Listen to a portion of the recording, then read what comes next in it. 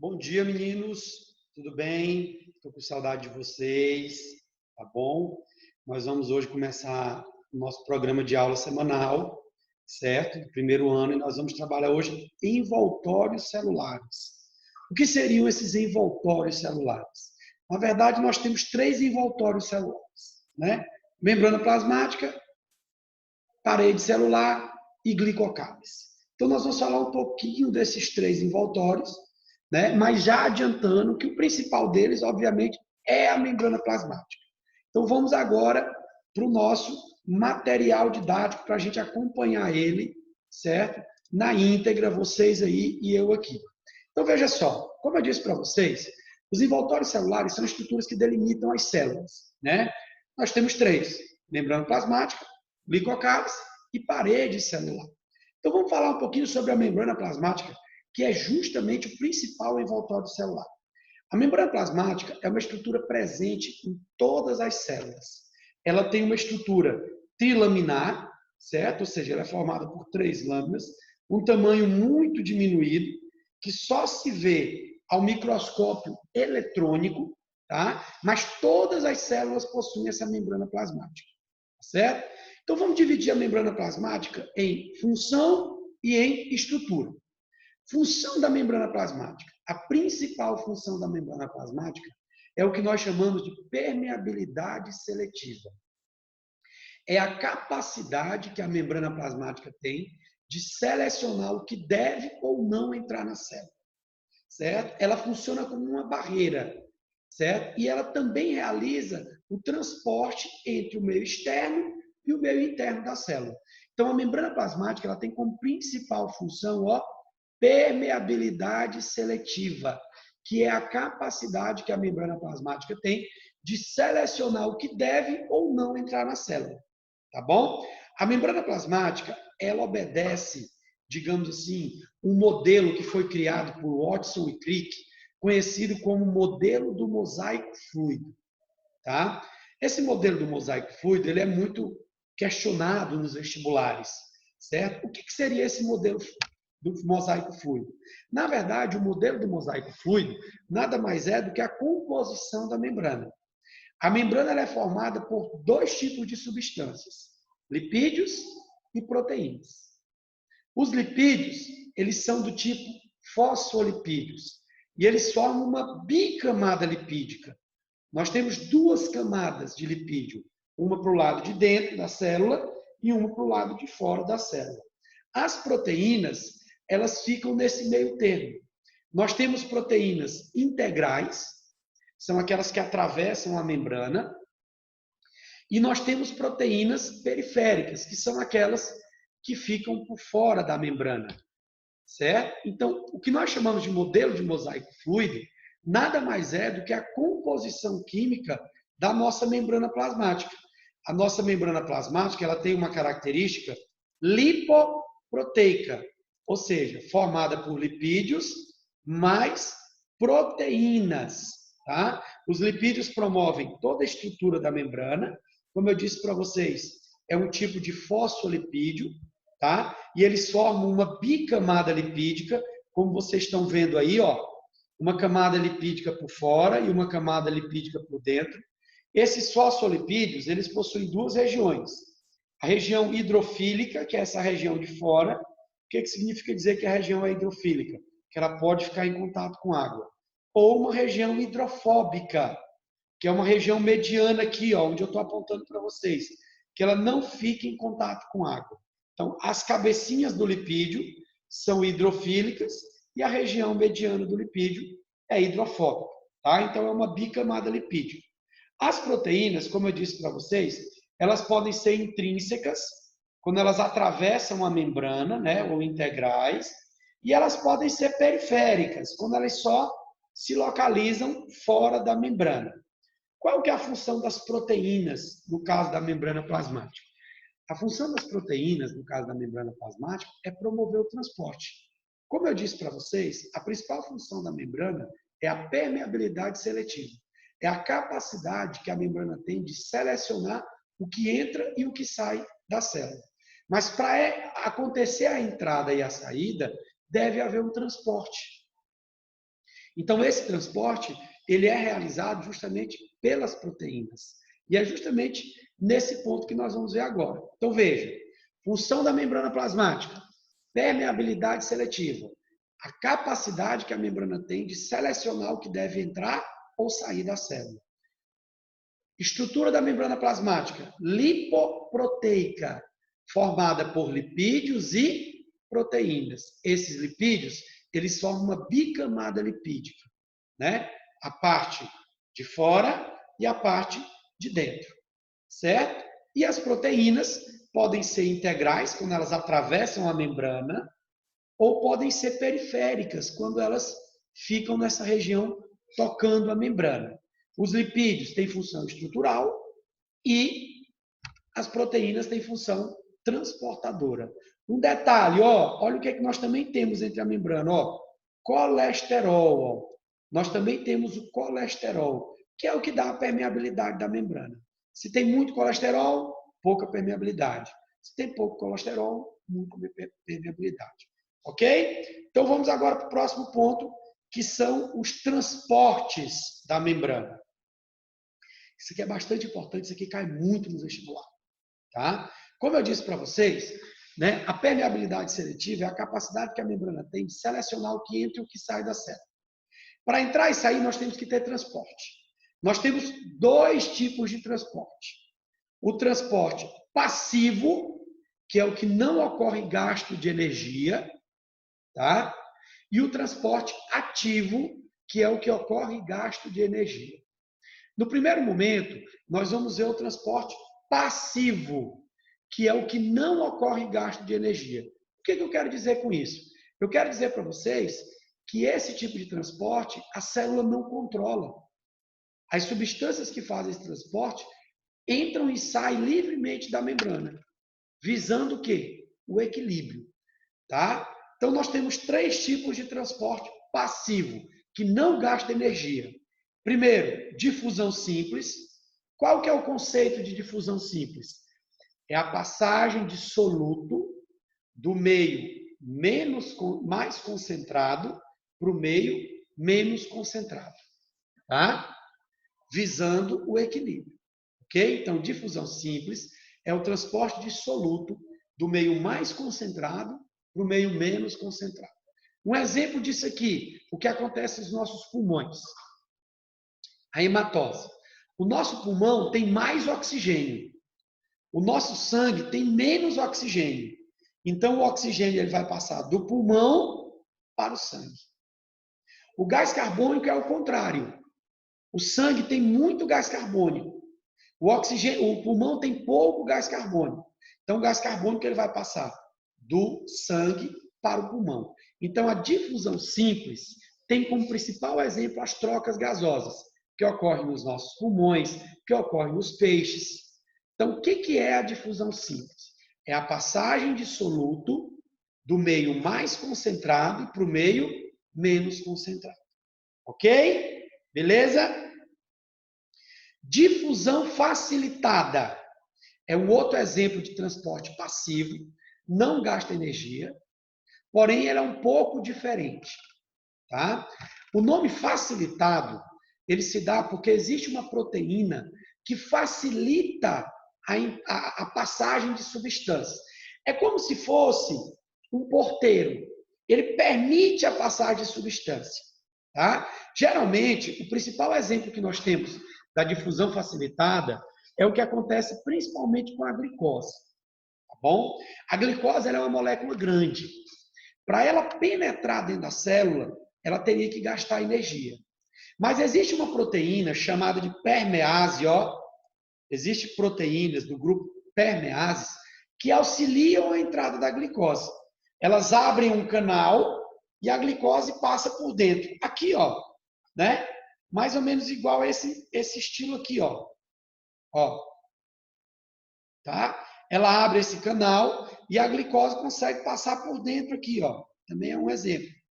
Então, nós dizemos que essa proteína permease é uma proteína facilitadora, é uma proteína transportadora que faz com que a glicose entre para dentro da célula sem gastar energia.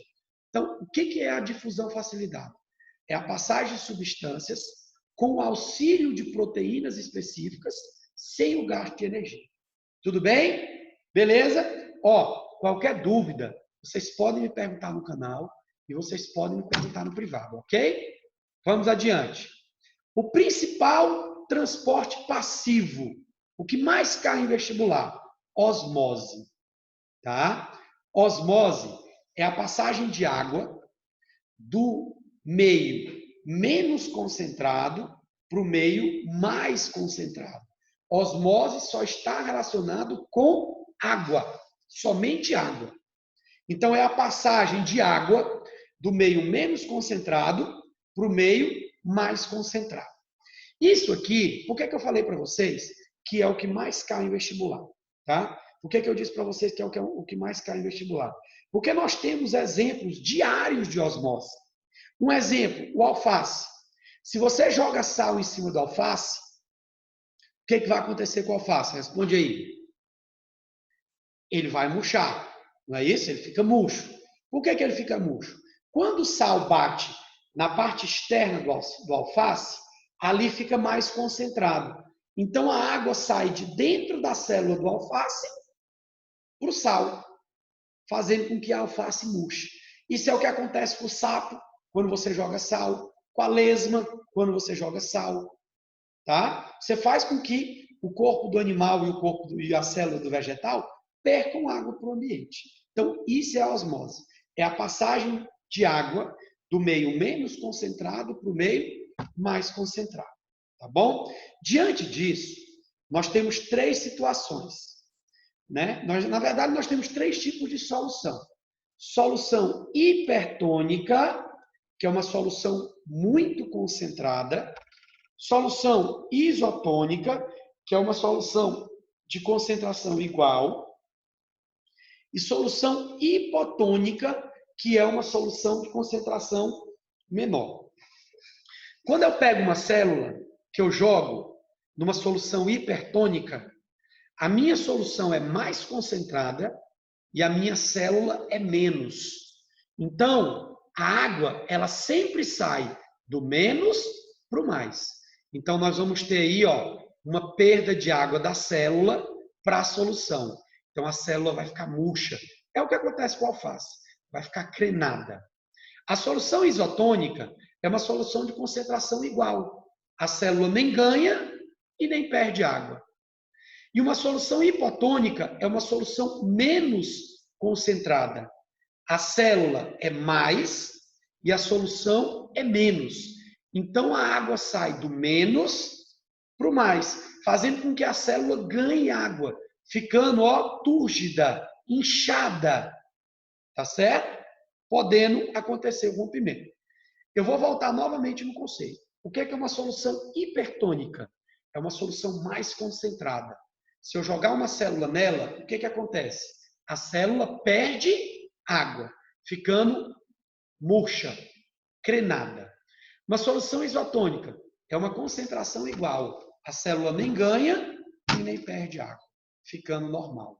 Uma solução hipotônica é uma solução menos concentrada. Se eu jogo uma célula, a solução é menos, a célula é mais. A água sai sempre do menos para o mais. Então, vai entrar água na célula, fazendo com que a célula fique inchada, túrgida, podendo acontecer, né, o rompimento, que é o que nós chamamos de lise. Ok? Beleza? Bom, na célula vegetal, nós temos outra nomenclatura. Quando uma célula está murcha, ela está plasmolizada. Quando uma célula está túrgida, ela está desplasmolizada. Como a célula vegetal possui a parede celular, ela não rompe, né?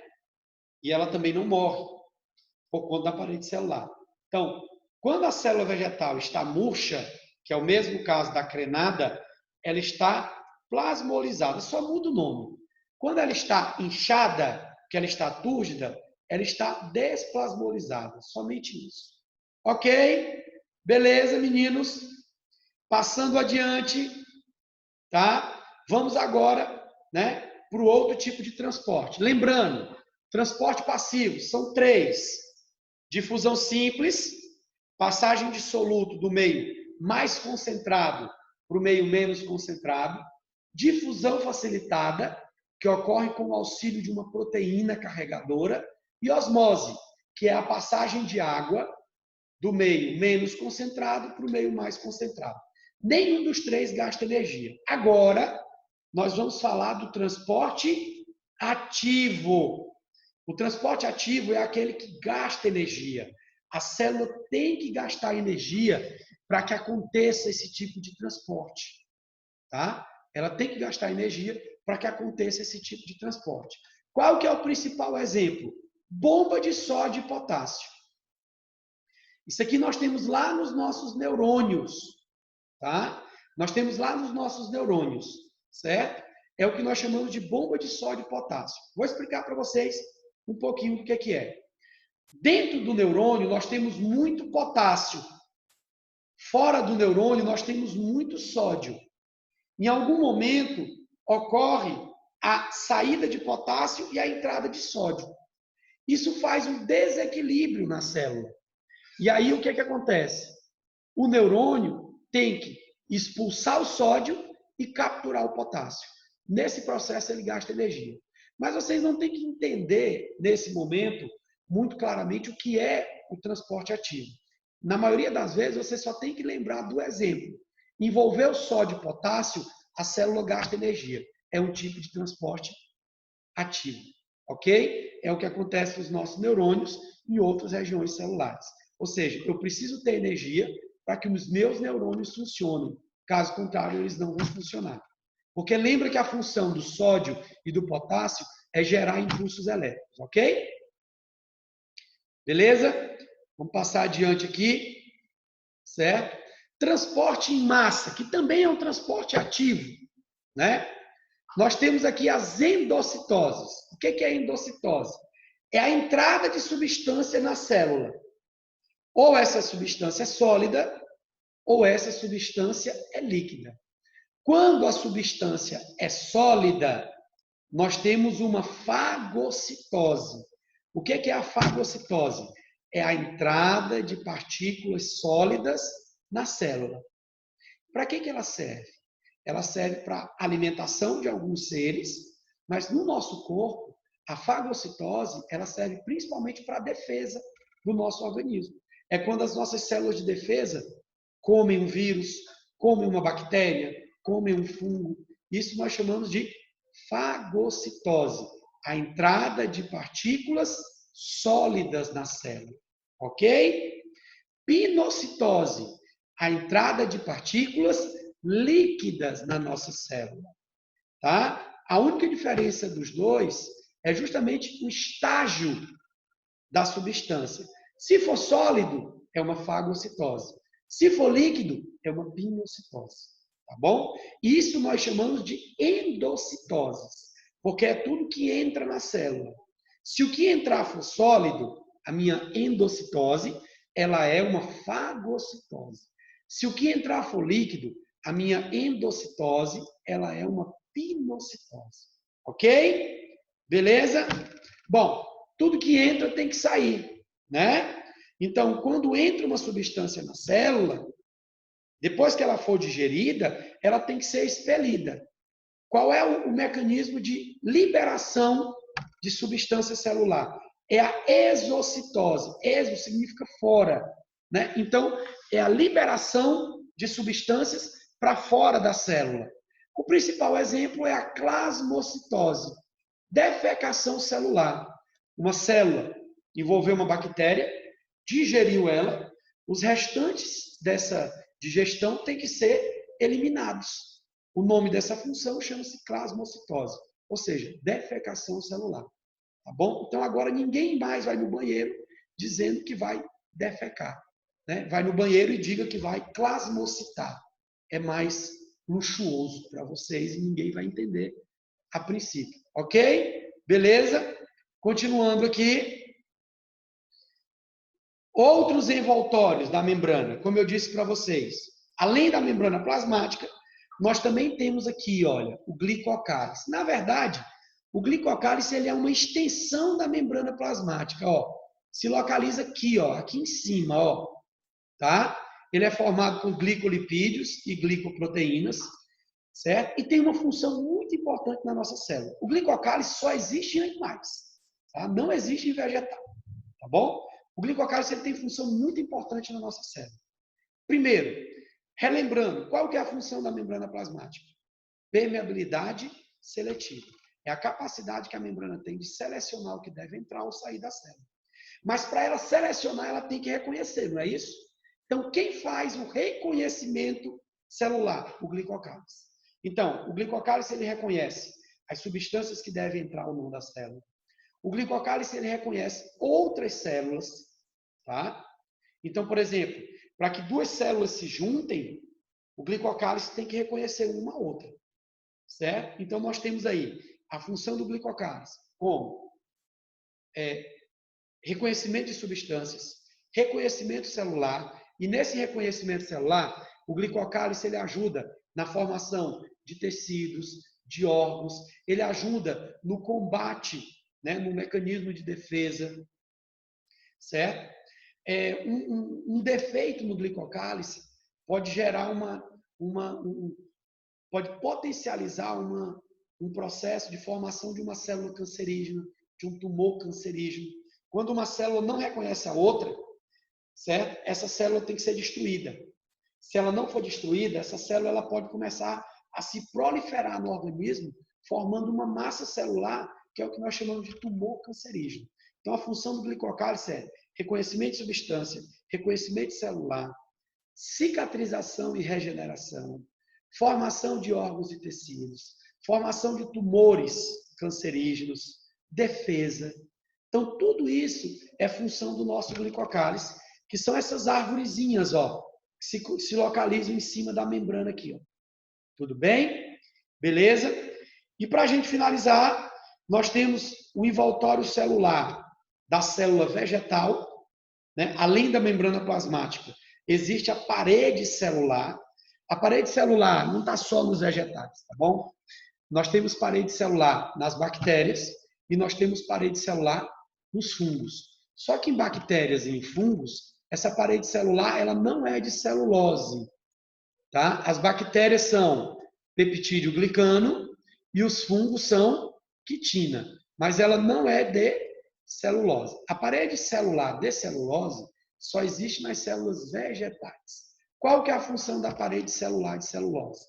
Proteção, né? Na célula vegetal essa parede tem que ser rígida para que o vegetal não, para que a célula não se danifique com certos atritos.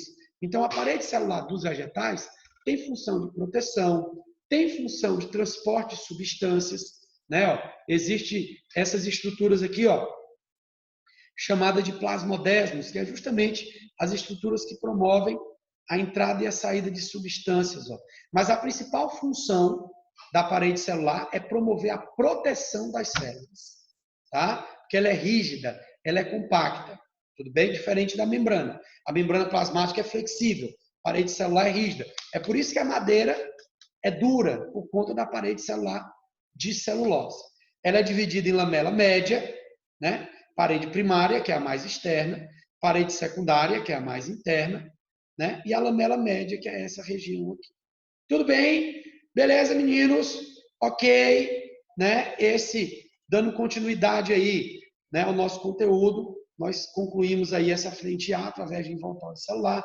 Qualquer dúvida, qualquer pergunta, eu estou à disposição de vocês, tanto no canal quanto no privado. Um abraço, beijo, estou com saudade de vocês, certo? Tudo de bom, fiquem com Deus!